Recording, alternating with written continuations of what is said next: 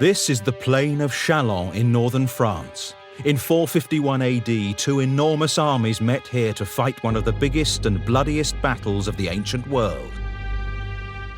These were dark days for the Roman Empire. The Roman general Attius would try to halt the most feared of all the barbarian tribes, the Huns.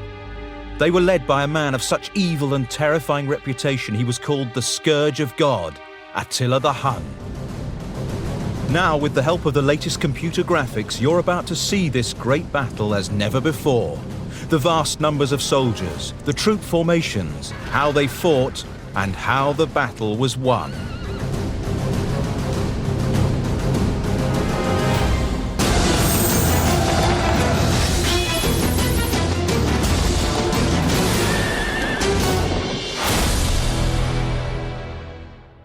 In 451 AD, the Roman Empire was in tatters, the glorious days of Augustus a distant memory. The Roman Empire had once stretched from the Mediterranean Sea and far beyond into Europe, Asia and Africa.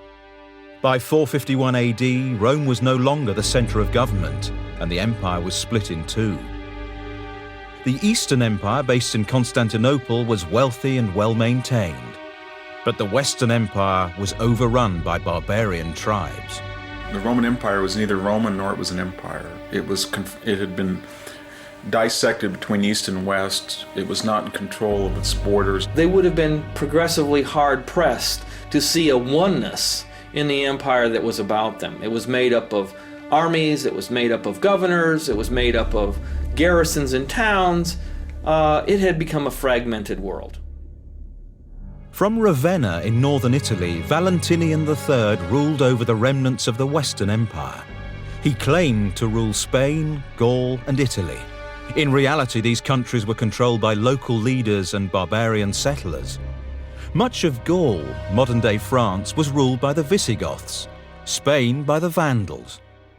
But just as the age of Rome's glory seemed to be lost forever, a general emerged to offer new hope, Flavius Attius. He was obviously a very capable commander with considerable experience. He was clearly a very considerable politician. He had occupied the top spot for quite some years. Attius had an Italian mother, but was raised among the Visigoths and had even spent a year living with the Huns. He knew Hunnic ways, he grew up in a silk tent, he learned to ride a horse, probably with the Huns. He's often called the last of the real Romans, or the last of the noble Romans, or the noble Roman, inasmuch as for 30 years he seems to have been very active on the northwest frontier of Rome in a series of holding actions, trying to keep out Franks, trying to keep out Goths from getting into the unprotected and bountiful areas of central Italy and Spain. The Western Empire was an enticing target for the barbarian tribes. And in 451 AD, there was one barbarian leader who seemed unstoppable, Attila the Hun. Attila is represented as the super barbarian. He was slightly graying, he was bent over, he was very muscular, probably entering middle age, squat, dark, swarthy person.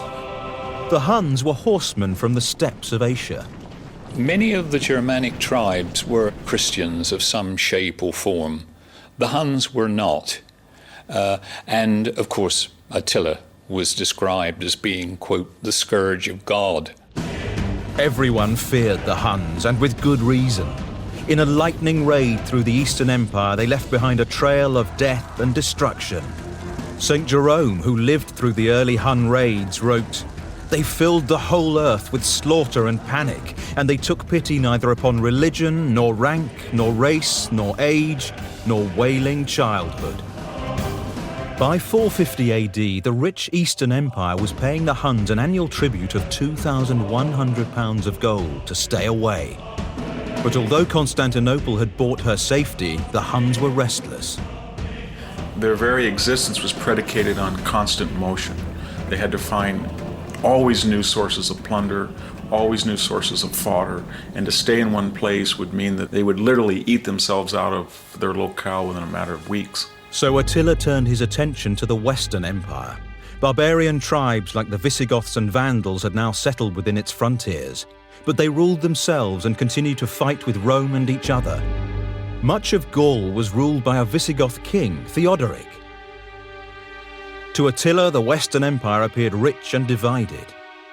Attila thought that it offered a pretty good cost-benefit ratio. You could plunder it pretty easily, and the chances that you'd be killed or captured or punished were not very great. The Roman general Attius saw the writing on the wall. He knew the Huns well from having spent time living among them. He'd even been on friendly terms with Attila. But he knew that if Attila was allowed to conquer Gaul, he wouldn't stop until he had swept south into Italy, causing untold devastation. Attius knew he would have to join forces with Theodoric and his Visigoths to save the West. He couldn't defeat the Huns on his own. Though Theodoric was no friend of the Romans, he agreed to fight alongside them. Fear of Attila united these erstwhile enemies. In 451, Attila crossed the Rhine with a huge army. Terrified chroniclers claimed he had more than 500,000 men under his command. The core of the Hunnic army was surely the Huns themselves. There's no way to tell how many people that means. My guess is surely not more than 10,000 effective Hunnic warriors. The Huns were famous horse archers, but had also mastered siege warfare, something few barbarian armies had ever been able to achieve. The Huns rampaged through Europe, burning city after city. Cologne, Mainz, Metz, Strasbourg, Reims,